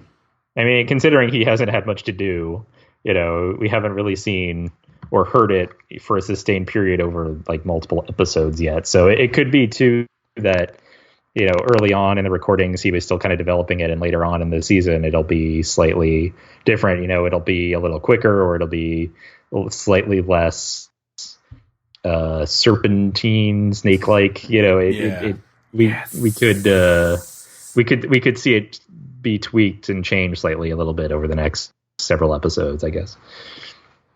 Yeah, so, I mean, I think we're pretty much done with that. Next week, I think we'll be all up. The thing will be probably, unless some big news, we'll probably just dedicate. Well, it depends on what we will be spending time talking about Catalyst. Yes, I don't know if it'll be the whole episode or not. I'm planning ahead, and you might be like, I got about 10 minutes on this, and that's it. I'd be like, yeah, me too. I'm not done. Like I said, I'm halfway through, and I'll be done by then. If you want to reach out and touch someone, don't. Just if you want to send us an email, I don't even know where I was going with that. We have an email address. It is hosts, HOSTS, at talkingbirdcast.com. And if you want to send us a note, that's cool. You can reach out to us. We're also on Twitter at talkingbirdcast. We would love a 5-star review on iTunes, because now it's my personal mission to get a new, at least one new review on iTunes. Well, a good review. If you're going to do a bad one, you can keep that to yourself. I can't deal with it. I can't deal with the criticism. I'm convinced now that's if you don't enjoy the show, there are other things that you can do about that besides writing a negative review. How about that? Take a walk. Go play with a puppy. Have lunch. Yep. Call your mother. Just don't write us bad reviews. Anyway, we also have a website, and it is www.talkingbirdcast.com. It's kind of just our hub of links and whatnot. We also, on that site, we have our Amazon affiliate link, which if you don't want to go there, the direct route is www.talkingbirdcast.com/Amazon. And what that it does is that when you buy something like Catalyst or or The Art of Rogue One, which I'm definitely going to want to be picking up here pretty soon. What happens, you do it, it's the same price as it would be on any other Amazon thing, but what Amazon goes is, hey, Talking Birdcast guys, they get a little bit of this back. And then what they do is they send it to us. It helps us offset the cost of hosting this informative weekly podcast. And we always appreciate it when you do it. Did you have anything to add, John? No. Thanks again for listening. Yeah, thanks for listening. And I have been Robert Zachary. I remain John Llewellyn. May the force be with you. We celebrate a day of peace, a day of